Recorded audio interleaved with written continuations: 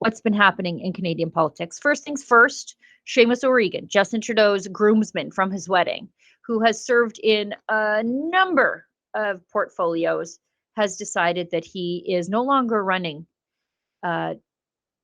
in politics. So he's going to finish out his term as the I forget where he's the MP for, somewhere out east anyways, doesn't even matter. He's the MP for St. John South, Mount Pearl in Newfoundland and Labrador. He's saying that he's not going to seek re-election. He's honored to have served in just about every portfolio because he would get in one, screw it up, and then get shuffled to another one. 3-page statement for those of you who are interested in listening to what Seamus O'Regan has to say about anything.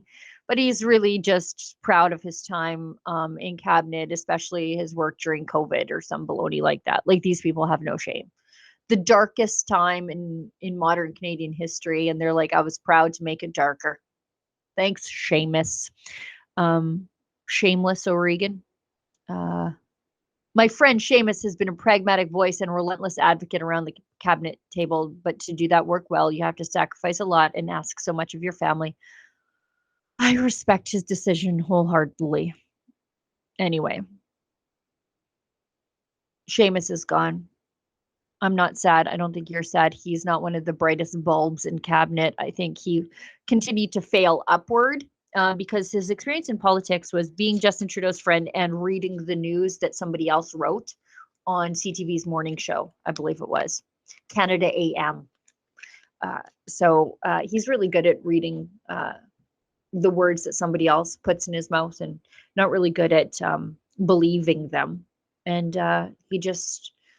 it was tangential nepotism, I guess, that got him all the way into cabinet. And so now he'll take his pension and get his little golden parachute. The problem with that is who we're replacing him with. So the Liberal MP, so Seamus O'Regan was last at Labour. And Gatineau MP Steve McKinnon is replacing him. Now, who's Steve McKinnon? He was recently the interim House leader while Karina Gould was on maternity leave. But McKinnon, we have this clip of McKinnon. I'm going to send it to you, Olivia, so people know who McKinnon is. He's an idiot and an apologist for all sorts of bad behavior. Let me show you who McKinnon is, Olivia. It's in the Slack.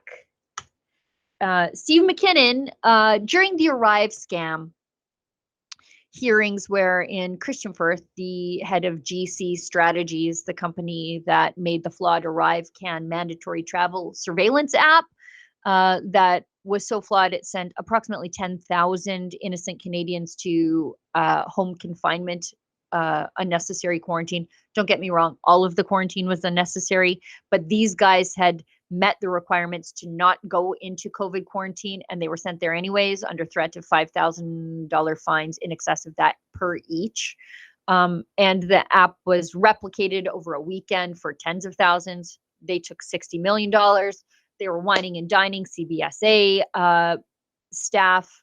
It's just a big fat mess. There's contracts for work for nothing. The value of the contracts were increased for no reason. It just an absolute procurement scandal. A lot of these people got rich, and GC Strategies wasn't even trying to hide it. They called themselves GC, Government of Canada Strategies. Christian Firth refused to testify, I think, at committee, so they dragged him before the House of Commons to answer questions. And then he said, I'm sorry, I can't answer questions. I'm too mentally ill.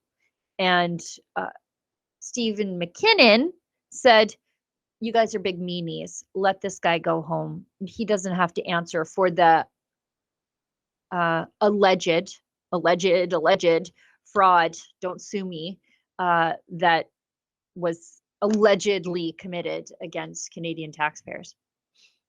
Go ahead. Mr. Firth informed the House as to whether he consulted with a medical professional prior to his appearance today regarding answering questions from the House.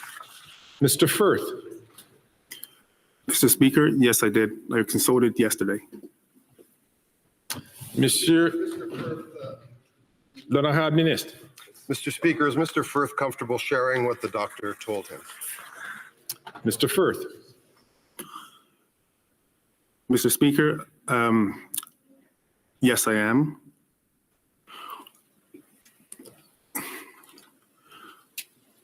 I'm supposed to not participate in any activity that would cause any undue stress to myself, as being diagnosed with having acute mental health flare-ups,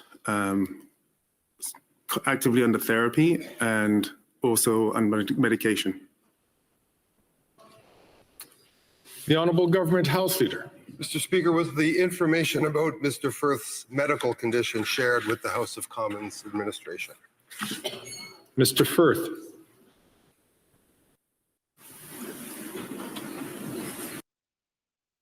Sorry, can you answer the question again, please? Certainly, by all means. The Honourable, one moment. Just want to make sure the time. The Honourable Government House Leader. Was the information about Mr. Firth's medical condition shared with the House of Commons administration? Mr. Firth. Mr. Speaker, we shared it with the clerk. The Honourable Government House Leader. Mr. Speaker, this information is consistent with what was shared with all recognized parties yesterday individually by the law clerk and parliamentary counsel, that Mr. Firth's health is fragile and that a doctor has provided a note recommending that Mr. Firth does not participate in activities such as the questioning today for mental and physical health reasons. Monsieur le Président, Mr. Speaker, this information is consistent with what has been communicated yesterday by the Council and to all recognized party that Mr. Firth's health is fragile and that a doctor has provided a note recommending that Mr. Firth do not participate in activities such as the questioning today for mental and physical health reasons. that Mr. Firth understands that he will have to answer questions and is prepared to do so once his health allows it. I want to be crystal clear. We believe that what happened with the ArriveCan app is unacceptable. We want to assure that all unanswered questions receive answers. That is an important principle of this House. That is why we supported the motion that brings Mr. Firth here today. We want to get to the bottom of this issue, and we want to ensure that committees are respected. Je tiens à être très clair. I want to be very clear. We consider that what has happened with the ArriveCan app is unacceptable. We want to ensure that all the questions that have been unanswered will get an answer. This is an important principle of the House. That is why we supported the motion that has brought Mr. Firth here today. We want to get to the bottom of the situation, and we want to ensure that the committees are respected. All recognized parties were individually informed of options to delay the questioning component of today's proceedings until Mr. Firth has been medically cleared to participate, and only the Conservatives refused. On this side of the House, we do not believe that it is appropriate to question Mr. Firth if he is not medically able to participate. We want this to be done in a way that respects the dignity of Parliament, and forcing someone against medical advice to do something that a doctor believes could harm their treatment and recovery is indeed beneath the dignity of this place. Nous voulons que cela se I think that's We good. want this. He just goes on. And basically he's acting as the lawyer for this guy, Christian Firth, who made millions and millions of dollars doing just about nothing. He stood up and basically accused the Conservatives of putting Christian Firth's health in jeopardy by forcing him to answer questions about the gajillions of dollars he made off the backs of Canadian taxpayers for doing nothing, and also enriching himself by propping up the surveillance state during COVID. He said it was the big conservative memes.